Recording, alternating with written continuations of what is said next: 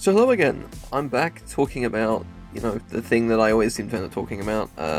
We're going to be breaking up, or I was going to be breaking up with another video about the PS Plus stuff, but, because of timings and the new Destiny season, I thought it better to be best to get a video out on talking about the current season, or what is currently at the time of recording the current season. There's only a day left, and just share some thoughts on it. This is going to be going alongside a written article, like review, so you can check that out if you want to read it.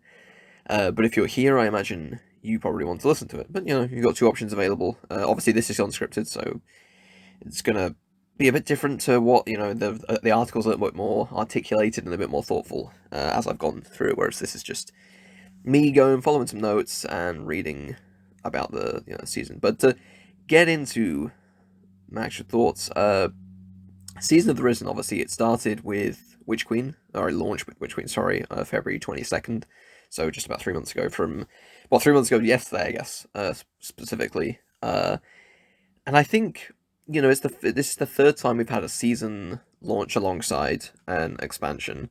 First time it was Season of the Undying with Shadowkeep, second time it was Season of the Hunt with Beyond Light, and now obviously with Witch Queen we've got Season of the Risen.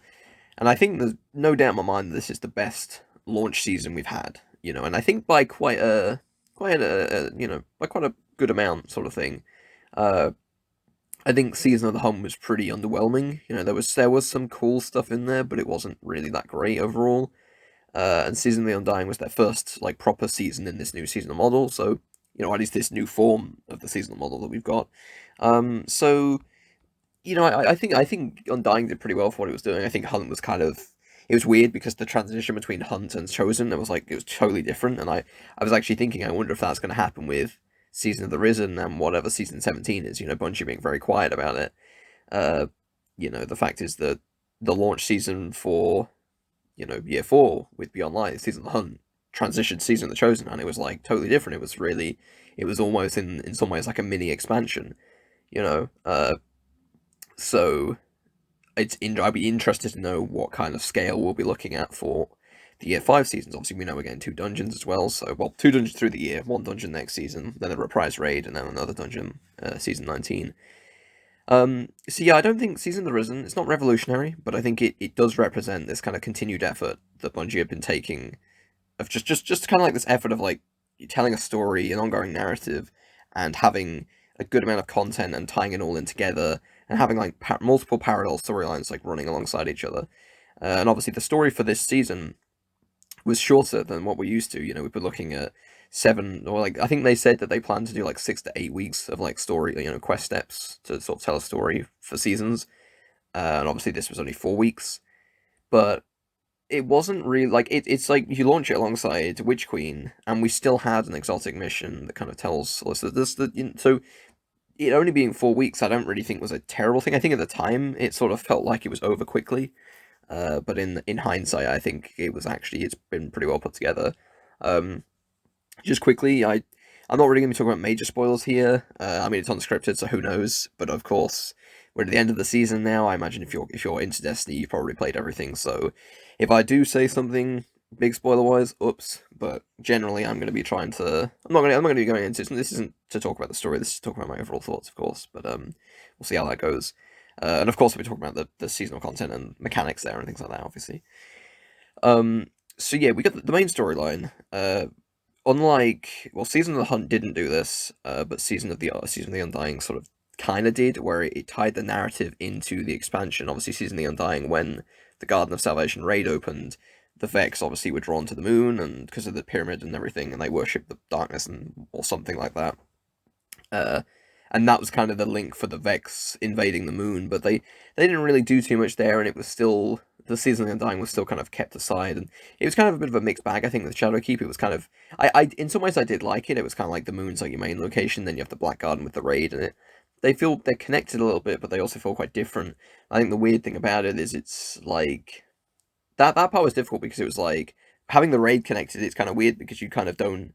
You look at the raid and you go, "Oh, is that part of Season of the Undying, or is that part of Shadowkeep?" And it's well, it's a Shadowkeep raid, but it ties into Season of the Undying. It was a weird kind of combination, I think. There, I still think it was interesting, but and obviously Season of the Hunt tied into Season of Arrivals more than it did Beyond Light, really.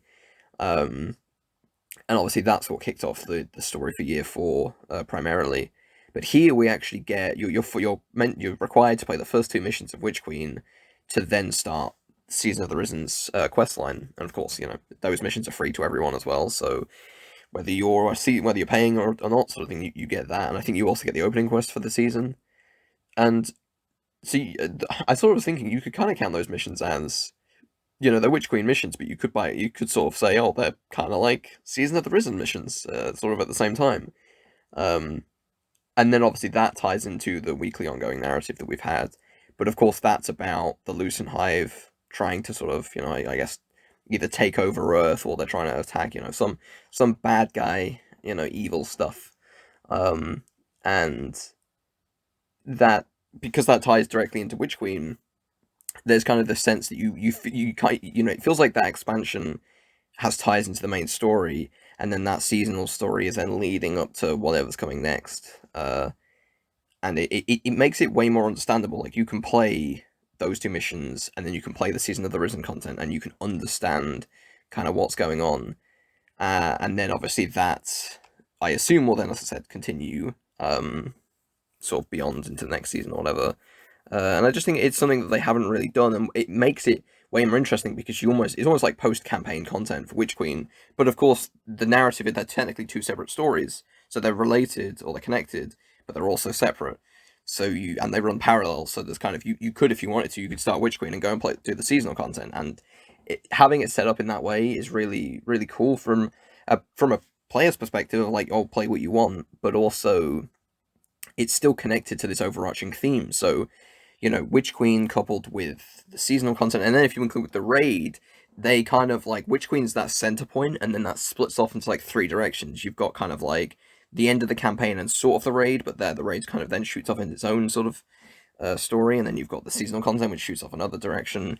And then you go to the seasonal content, and then you've got the extra, not only have you got Psyops Battlegrounds and all the story with the Lucent Hive and everything going on there, you've then got the exotic quest, Vox Obscura on Mars, and so it's really well put together. But before I get too much into the exotic quest, I'll talk about the kind of main crux of Season of the Risen. Obviously, you've got the story with the Lucent Hive, and the main activity is Psyops Battlegrounds, which is pretty much what it says on the tin. It's a new version of Battlegrounds from Season of the Chosen. Now, obviously, those Battlegrounds are now put in the Strike playlist, or they call it Vanguard Ops now, I think. And so you're looking at pretty much the same concept, except it's Lucent Hive instead of the Cabal that we, as the main enemy. The interesting thing there is that the Cabal are actually helping us now, because of, course, the alliance that we've kind of got with between the Vanguard and the Cabal. They're actually helping us, and it's a bit of an uneasy alliance because of how it starts, of course, but it's cool to see that arc that suddenly now, oh, we got sort of, they've done a really good job of kind of humanizing some of these characters, but also kind of showing that there are multiple sides to a story. Not everyone is evil. Like, one person can be bad and portray the rest as bad, and that's not actually the case. And it's a really cool sort of storytelling there. And having like Cabal dropped in the mission and fighting alongside you is, it's not like you don't feel it. It's a cool concept that you don't really get the full sense of that, I don't think, in the Battlegrounds. But it is still cool, like, when you see it, and it still adds another layer to that, rather than it just being, oh, we're just shooting enemies in this, place, as a lot of, as Battlegrounds especially is. And I think these Battlegrounds, I think, are better than the other ones. I think they're arguably better paced, for the most part. There's a couple of areas where they feel like they just throw enemy after enemy, and it just kind of gets a little bit tiresome. But generally it's fine. You always feel like you're moving forward. They've got some new arenas in there. The boss arena is kind of like a mixture of assets from different areas, but they're all pretty much new, I think. And even though they run through areas, they're kind of dressed up in the Lucent Hive kind of castle sort of architecture and things like that. So it feels very familiar, but there's kind of a little bit of a nice little aesthetic you get to it. And then having a boss room that's entirely different is also, I think, a nice thing. I like when seasonal content actually has new areas, even if it's nothing. If it's not amazing, it's just nice to have like a new arena to kind of fight in, rather than the arenas that we're used to and we've ran through several times, sort of thing. Especially when you start trying to, like Battlegrounds did, they tried to turn like areas that we know into like these almost like horde mode style, just tons and tons of enemies, which people praised, but because it was like, oh, enemy density and all this, and it's like it's good for being able to test out builds, but it also feels monotonous when it's just that over and over again. But anyway, you can read about that in my Season of the Chosen review. I probably wrote something about that. But yeah, these battlegrounds also have a few new mechanics in as well. They obviously have, there's like the move the payload thing, and they've also got, in the boss room, you've got the synaptic spear, which is a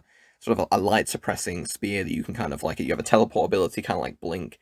The sort of the warlock jump. Well, I say warlock jump. It was, technically it was a hunter jump in Destiny 1, but hunters don't have Blink in Destiny 2, and of course we'll find out if that ends up happening with the Arc or Solar 3.0 adjustments to see whether we'll eventually get something like that. But the spear's also got a ranged and a melee sort of slam attack as well, so, that's cool. It's cool to have like a different weapon to use, and that's used for the aspects of Savathûn that you fight in the boss arenas. And I think, yeah, most of the objectives, there's a bit more variety going on, and one of them in particular, as I said, is the defend the payload, move the payload it's kind of like that from like Overwatch. I jokingly say in my article, I think it's like Bungie's new favorite mechanic because they use it in Battlegrounds, Cytops Battlegrounds on the Cosmodrome. They use it in Wellspring, the Witch Queen 6-player activity, and they use it at the beginning of the raid, and then again the Preservation mission, which also takes place in the beginning of the raid. And I was kind of like, they've used this like 3 or 4 times now, and I'm just sort of like, I know that like it's not a terrible mechanic in itself, but my issue with it is it's like it moves really slow, and Destiny is a fast-paced game, and so much of the content typically is you're running through areas, and it's not that there can't be any slower-paced sections, but it's like it doesn't, like, standing in a circle and slowly moving or firing off enemies feels like this really sort of weird experience that I just don't think doesn't feel good. I find those sections a bit monotonous and boring, and I hope they get a little bit different or they change. I refer to, not to go too off topic, but the Witch Queen, one of the strikes is the light blade, and it's not really the same. It's kind of the same idea that you're standing on a thing and you're moving it, but it technically moves on its own. But it's the light blade strike where you get on the sort of hive hovering boat thing, and you're kind of like, you sort of move through that area while on that boat, but you can actually jump off it and climb around, sort of run on left and right of this, like, I guess what kind of like valley that you're in, and you can actually like climb around and fight the enemies on foot and kind of move and jump around and platform. And I was like, this is a really cool bit of level design that they actually created, so that you're not forced to stand in this one place. You can move around a little bit. And I only found that out about a week or so ago. And I was like, that's really cool. I didn't expect that to be a thing. And that's pretty much what I do now when I run through that strike. If I don't want to stand on the thing, but it's also cool because you have this like moment of like you're trying to run up and shoot these enemies like run and gun, and then you want to jump off and jump back on to the boat. You don't have to do that, but you've obviously got to then try and catch up with the boat, and so there's kind of a bit of what's like a weird chase aspect of that. That's obviously off topic. Yeah, and so that's Cytops Battlegrounds. They're alright. I think, they're fun. I think there's some cool mechanics and stuff in there, and they've obviously got a legend difficulty that I didn't write about my article, but legend difficulties, it's alright. It's fun. I kind of wish there was matchmaking on it. I don't think it needs to be non-match made. It is a bit difficult, but I think it's a fair difficulty. It's not like it's something that I don't know, maybe a lot of players would struggle with it. Maybe that's why they want to do matchmaking, but I do think opening that up to more people would be a good thing to do, and I think they should do it more.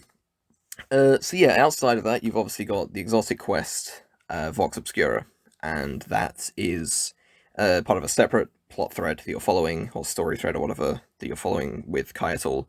And obviously she's still trying to pick up the trail of Callus, her father, who's kind of gone a little bit crazy, trying to obsess over the darkness a little bit too much.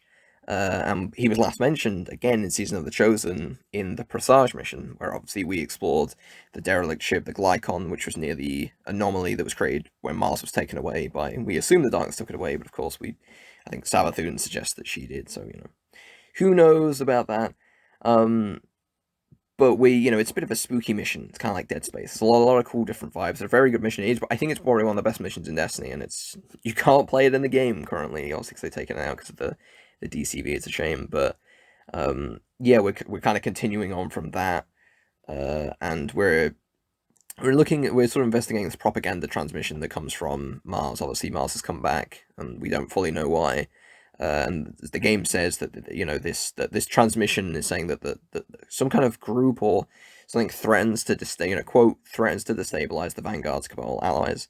So, and I think that's meant to be the Scions. There's some kind of rogue Scions that were trying to assassinate Zavala last year as well, and there's a lot of stuff going on there. But what's cool is that because this picks up from the storyline of Callus, we start looking towards the future again. We're starting to talk about Callus, and there's sort of some kind of prophecy that the Scions sort of have, or some kind of vision of the future, and it points towards various different things happening. And what's crazy is it's like this kind of creating multiple paths for the story to go on.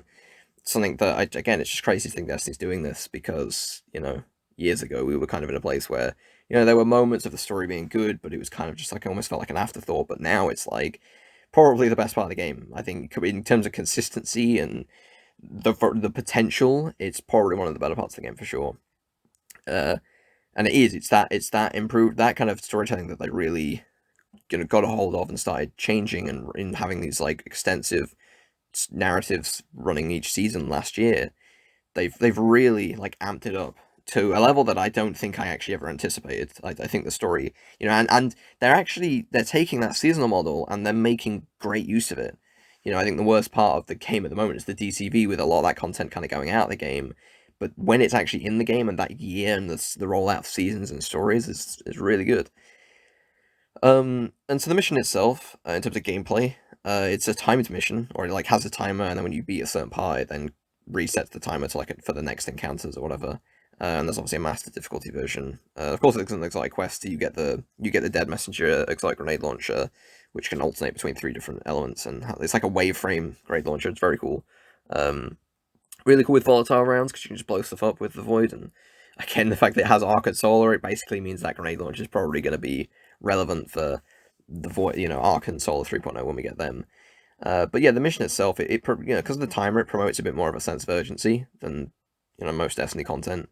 And I think the time is actually pretty generous for solo play, but it's kind of punishing enough so that on a first run, to not make it so easy. I kind of felt like I was cheating a little bit, because I don't know if I call it a cheat, but I was basically using the glaive, and I think it was suppressing glaive, and then I've got like I was playing hunter, and when you get like a kill, when you suppress an enemy and you kill a suppressed enemy, you go invisible. So I was able to just like kill enemies with the glaive and go invisible on like every kill. And so a lot of that room I was running around, and I don't know, I can't remember if it was like 2 minutes left over or like 20 seconds, but it was either really cutting it close, or it wasn't, or it was quite far out, and I think it was cutting it close, if I remember, on my first run through.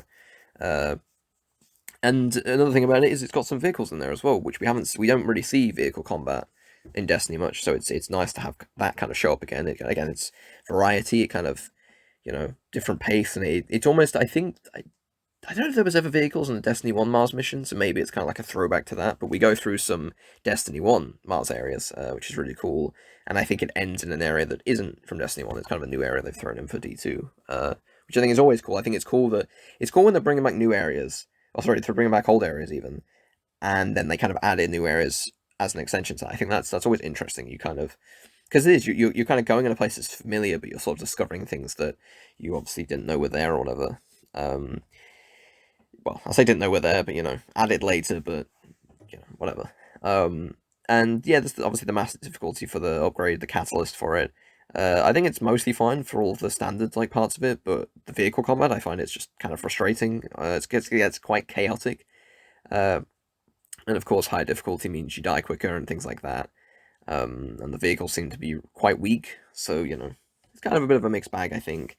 But generally, I think it's a cool little challenge. And so moving on from that, obviously that's kind of the content side of things. We also got Void 3.0, the first kind of subclass overhaul that we've got through year 5. Obviously we've got Arc and Solar to come.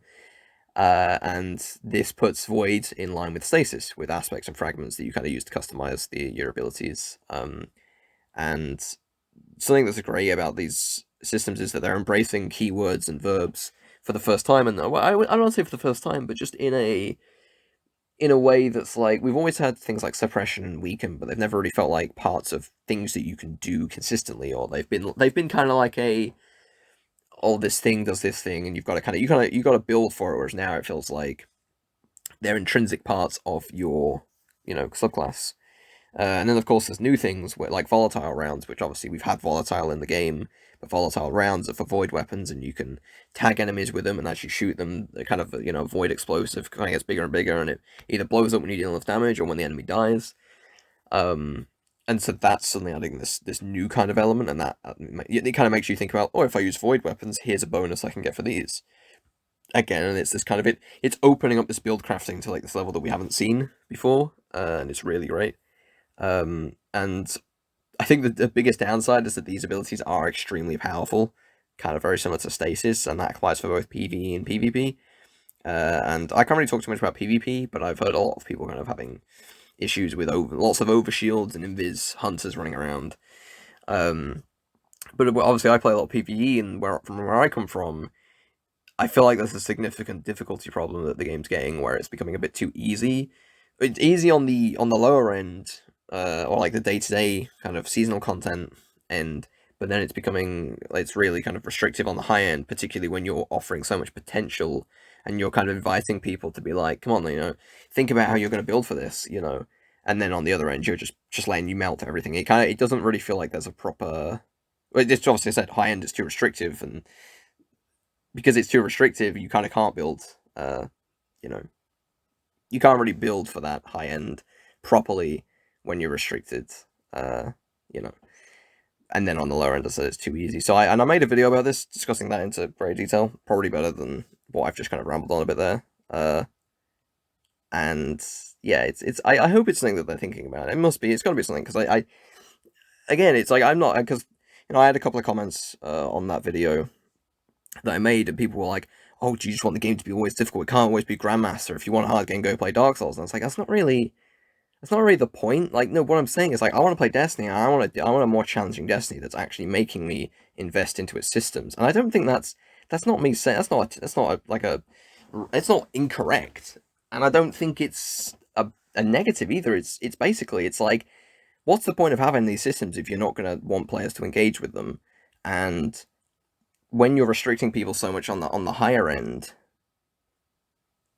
it's like, you're not properly letting those elements of the game breathe.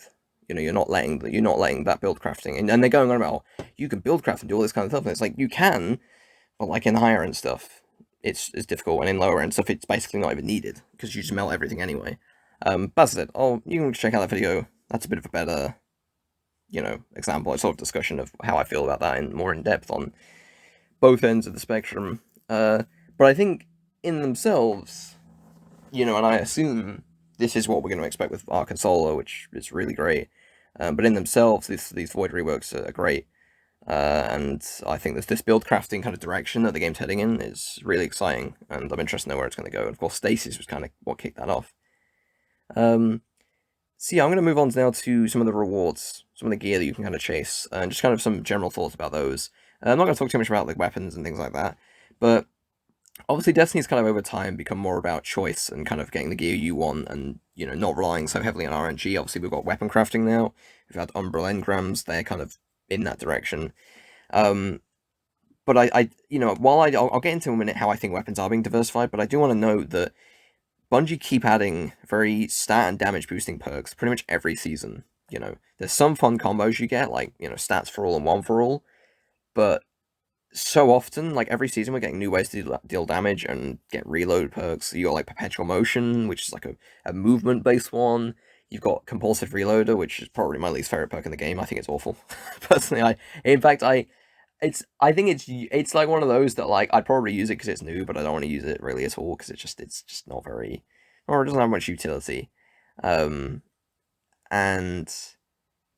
it's kind of at a point where there's so many perks that are for stat and damage boosting, and it's a shame because we've got stasis perks. They announced they're going like elemental perks, and I thought that was great. Had Headstone, Cold Steel, and the Dawning Sword and Chill Clip, which are really interesting. And the thing is they add more potential. They start making you go, oh, I could use that with stasis, and then this. Oh, and then if I pick that aspect and that fragment, I can now combine my weapon and my perk with that, and then maybe I've got an exotic piece of armor, and you can start really kind of delving into a build.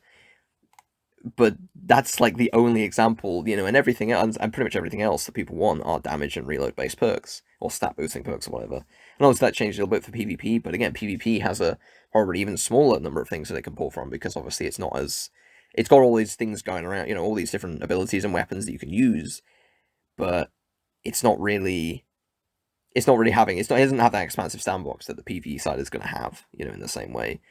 We've had some interesting versions, like there's one called Adagio, where when you get a kill, you get increased damage, but the rate of fire goes down, and that's interesting. When it first came out on a slow charge fusion rifle, I was like, why the hell am I going to use that?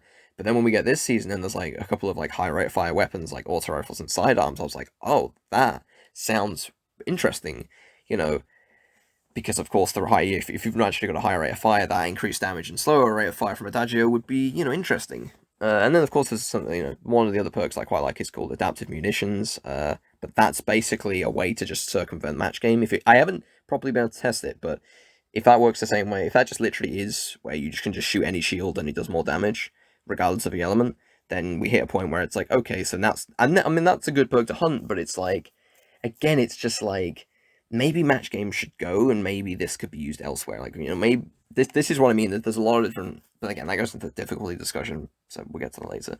But I am hoping that we're going to see more of those interesting perks, like the stasis perks, and we're going to see void perks. We just got Void 3.0, and we haven't got any void perks. So looking at next season, I'm kind of hoping that there's going to be at least one or two, perks that kind of synergize with void. And let's go on to origin traits now. So to talk about things that they have got that are new for weapons. This is one of the coolest things that they've added. Basically, origin traits are an additional perk applied to a weapon based on its source and or its manufacturer. So, a Omolon weapon is going to have its own Omolon trait. A Vice weapon's got a Vice trait. And Vanguard weapons have a trait and whatever else. And the coolest part about this is that you can actually stack them. Of course, you still swap between them, but you can have both, on the weapon to swap between at any time, if it falls under multiple buckets. So, for example, the Gambit auto rifle from this season is a hacker. I think that's how you pronounce it. It's a hacker manufactured auto rifle, and it's from Gambit. So you have the Gambit origin trait and the hacker origin trait, and you can swap between them on top of the two randomly rolled perks that you've got. And I think that's great. I think it's really cool that this is. And what's happening now is that now suddenly you've got multiple different. Not only you've got the archetype, the weapon type, the archetype of that weapon type, and the element. You've now got an origin trait. So now suddenly the pool of like interesting weapons has kind of just almost like opened massively. And I think now if they just start adding more interesting perks, you're gonna see like a really diverse like set of weapons that you can chase. Because it's like, oh, if I go to the raid, I can get that particular perk that you can't get elsewhere, and it's got that origin trait. So now that's the raid weapons. And then if next season has like a great weapon, great origin trait, and a weapon that you like with a unique perk, well, that might be the only weapon with that perk. But then there might be another cool perk and an origin, and you start layering on top of each other.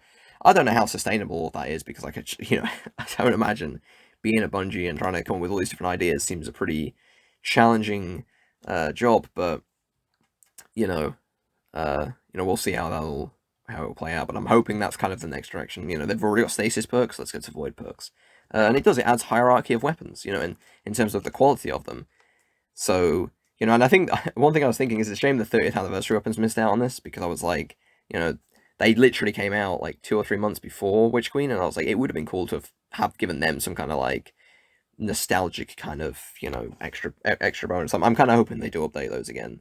Because they kind of came out, with a bit of, in this sort of, came out before all these new ideas, and it's kind of a shame because it's like this sort of middle, like a mini season sort of thing. And just to kind of, not really go off topic, but we'll talk about armor a little bit. Armor's kind of the same as it's always been since Shadowkeep. It's still about high stat rolls, and there's so many sources of it. The seasonal armor does have like an origin trait of its own, where you get more psychogenic intel, which is the seasonal currency. And that's similar to the Iron Banner armor from last season, where you get, I think it's like more pieces you wear increases the chances of getting like an enhancement prism or something for completing matches or something, or getting kills or something like that. but it's like I don't really find that's an appealing thing to equip armor for. I don't really think that's, it's not giving me enough of a benefit, or it's not something I can't get elsewhere. And Psychogenic Intel, the cap's like 2,000, and you spend 500 per battlegrounds, so you can only up to 2,000, and you get it easily. So it's like that aspect of armor has kind of been lost there, I think. And of course, newer dungeons. We found out next dungeon, the dungeon that comes out this Friday will have it as well on Master Difficulty, and Grasp of Avarice from the 30th anniversary is going to have it, or has it, sorry. They've got like a bonus mod slot where you can put in the seasonal mods. I think that's a cool incentive, but again, it's like the inherent, like, when we're heading in a build crafting direction with, kind of subclasses and these verbs and armor and stats, and then you've got weapons sort of going in that direction as well. At least, based on the status perks, that is sort of the direction they want to take weapons a little bit as well. Legendary weapons, that is. I kind of feel like armor is next up, and I'm kind of going to make a prediction. I think Livehall is going to have kind of some armor rework, whether they call it Armor 4.0, I don't know. But we'll find out. Who knows? So I think overall, gear is probably more diverse than it has ever been in D2. And we're still, there's still obviously things I'm assuming they're going to do, and of course they've said that we're going to get we're going to get 3 origin traits every season, seemingly. One for the season, well, for next season, it's going to be one for the seasonal content, one for the dungeon, and another one for the event, which will be Solstice. And Solstice already got a shotgun to it, and I assume if we get new weapons, so we'll probably have 2 weapons there. I think there's only 2 weapons, maybe there's a third, I can't remember. So yeah, I think, there's still ways to go there, but it seems like gear's heading in a pretty decent direction, and and the fact that we've got weapon crafting now, and there's weapon levels and enhanced perks, there's a lot of potential for how these systems can develop over time. And weapon crafting is weird, because I think it does create problems, and I've made a video on that as well. But at the same time, this is ridiculous, right? But they added, before, when you leveled a weapon, it like came up on your screen like as if you just got a drop, like like how gear drops. And now they've changed it so it's like a banner at the bottom, like when you complete a triumph, and it's got its own like colors and sort of aesthetic. And I'm like way more into that, because it feels way more satisfying. So now I'm like even more wanting to level up weapons, because it's satisfying to level up, and because it feels like you're actually doing something. It feels like, it's like in Ratchet and Clank when you level up weapons. It's a satisfying moment, and you want to get everything to like max level. And so that's kind of like almost like a long-term pursuit that I'm kind of going to be working on now and again in Destiny. And I think it's really cool that the game's got something like that, because it's been something like that has been absent for a long time.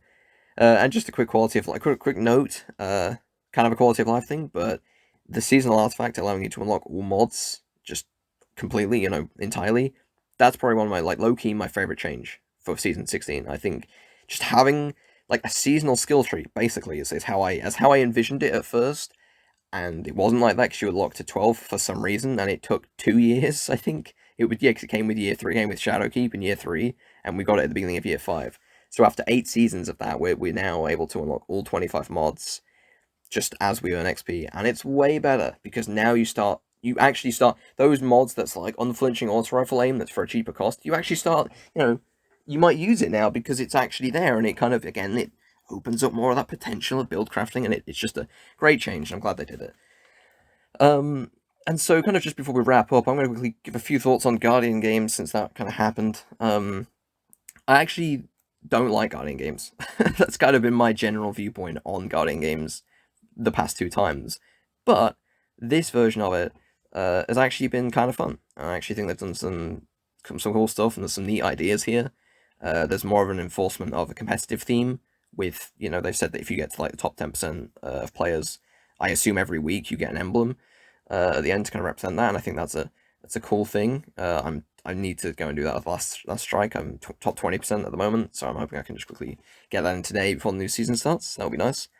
But they've also got Vanguard medals, which this is really confusing to me. There's like 47 Vanguard medals that have all got their own, like, icons and sort of they've been put together. And of course they're probably made with an existing framework of, medals from Crucible and things like that, and PvE icons. But I was like, I'm surprised they added all of these, and I'm like, but the weird thing about this is that sort of the medals on top of strike scoring feel like a larger way strikes can change and become better, and it feels like a system that should just extend to them just in general.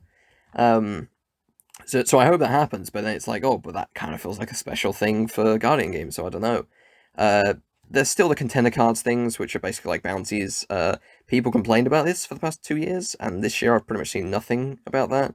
I don't know if people are just in honeymoon phase or a little bit more enjoying the game, but nothing's really changed in that regard. But I think it's probably because there's a little bit more to the event now. Uh, but I still kind of, like Solstice has got its own sort of event, and Festival of the Lost has kind of got its own event. And I sort of wish that maybe there was just a little bit more going on with Guardian games, I think, overall. And of course, rewards continue to feel like an afterthought because microtransactions and the Eververse just exist continuously. They have got some changes coming to that. I won't talk about it properly here, but I don't actually think they're too bad changes, even if it does involve spending silver. I think it's not too bad. I don't love it, but I'm more interested in that than everything being an Eververse for too much money, at least in my opinion. But that's if you know what I'm on about, you know what I'm on about. The event cards and 1,000 silver, that's only just been announced. So we'll talk about that later when it's more relevant. I'm sure it'll be more relevant when Solstice is actually on. Um, they've obviously got a ship as a reward, which is, to give them credit, it's probably one of the coolest ships in the game. It shades really well. And they've got an SMG, which is the first weapon for Guardian games, first legendary weapon for Guardian games. And it's a really good SMG, I think. I mean, I don't love it. It's probably not the best gun in the game. I've heard mixed things from people, but I've got a nice stats for a 1-for-all roll. It's void, so it works great with volatile rounds. It's just been a cool, I like SMGs. SMGs are fun, and I think it's an alright kind of weapon. Best part about it, it has its own origin trait. It's currently the only gun in the game with the classy contender origin trait, which gives you class ability energy when you get kills. So it has this really unique aspect to it that no other weapon's going to have, and it sounds like only Guardian Games weapons are going to have that to it, which I think is really cool. Um, but yeah, I think Guardian Games is a challenging balance to strike. Obviously, no pun intended there. Um, but I sort of they've done better this year. I just feel like it needs a bit more. Like I don't really know how or what, but it just seems weird. It's like I almost think, could Guardian Games just be like a seasonal event? Like, does it have to be like a once a year thing? Could it be like every season? There's like a week or two where it's like fight for your class, and this could just be an extra thing, and then have a bit more of an event that kind of it's like it's weird because Guardian Games is a competition, but Festival, Dawning, and Solstice aren't competitions, kind of thing. That's why I'm thinking about it, and it just sort of seems weird to have this once a year thing, but it just, I don't know, it just doesn't. It feels like it lasts. I don't say it lasts too long. It's I'm just mixed. I'm just very mixed on Guardian Games still. Even if I do think it's better this year, and I'm not too sure how they would fix that. But anyway, again, there's lots of that. You can talk for ages about Destiny. I could talk for ages anyway, but I could talk for ages about Destiny in particular because there's just so much to talk about.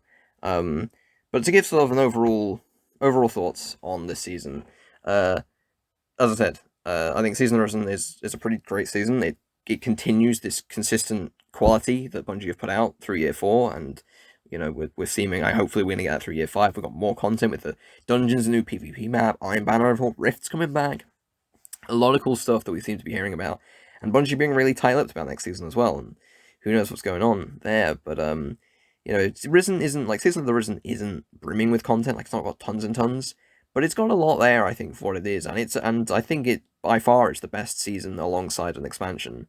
And I think it would be in like my top 5 seasons. I think, really, because I mean the 3 of the seasons from last year would be in the top 5 as well. So it's the fact that they're constantly nailing this consistent like quality, and this bar that they're hitting, it's really good. Um, but yeah, we're in an interesting spot right now. Season 17 comes out tomorrow at the time of recording. This should go out today as well. That's my plan. Um, and there's a lot to discover, and Bungie are trying something new where they're just not telling us pretty much anything about next season in terms of the story, the content, the weapons, and I love it. It's so good because it's like you start getting excited, and the thing is, because the story's that great, you really start to kind of get invested in the theorizing and like, oh, maybe it could go in this direction, maybe go in that direction, and those directions are actually tangible there because the game has set them up in such a way, and that's what Year 4's done a great job of. And so far, Year 5 with Witch Queen, Season of the Risen has just continued that, even further, and pretty excited for what's coming. And I just hope it delivers. I hope that whatever it is tomorrow, it's crazy to think it's tomorrow as well. I hope it's good. I hope it surprises. I hope it does actually pay off based on what they're saying. I'm a little bit cautious, as I always am, but I think that Bungie have proven that they can deliver sort of consistent, high quality story and content beats every season for an entire year, and then have an expansion, and then start it all over again. And so, yeah, I think we're in a game's in a pretty decent spot. I think there's pretty big issues. I think difficulty is one of them for sure. And weapon diversity it's got quite better with it. It's better now than it was before Witch Queen, but there's still some things that I'd like to see, improved on.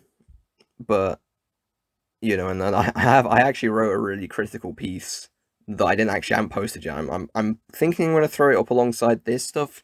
I'm gonna have to read through it again because I'm like, was that too harsh there? Because I haven't mentioned Gambit like a single time in this other than the auto rifle, and Gambit is where a few of my issues lie. That I said there's lots of things to talk about with Destiny. It's a massive game. Can't imagine designing it and trying to keep it all consistent with each other. But when it comes to seasons and the new content that Bungie are making, and a lot of those aspects, they've been taking the game in a really good direction. And I just hope that these other issues. Also, we're getting Vault Space next season as well. Like, that's how good Bungie are right now. We've gone since Forsaken in 2018, September 2018, without any Vault Space increases since then. We've been stuck at 500. And finally, in May 2022, 3.5 years, sorry, 4.5 years, 3.5 years, 3.5 years on, we finally get an extra 100 slots. It will be filled up really quickly. But regardless, it's better. But anyway, this has been way longer than I intended, as it always has. But it's it's a review discussion. This is pretty much, I think, it's kind of meant to be a bit of a podcast, and that's kind of what my videos are a lot of the time. So for anyone who's just again, it's more aimed at people who've played Destiny. So if you've listened this far, just leave the comment Risen, I guess, and we'll see what's coming tomorrow. Hopefully it'll be cool. If you are listening to this far, then thank you for listening, and yeah, I will see you whenever. I don't know what we'll be next talking about. We've got a PS Plus video that's going to go out soon, I think, or today or tomorrow. I'm going to try and figure that one out. I want to get it out soon, because I made it last week with the intention of posting it today, then thought about maybe I should put a Season of the Risen video out there. So, but anyway, that's it for today. That's it for now. Thanks for listening. Hope you enjoyed.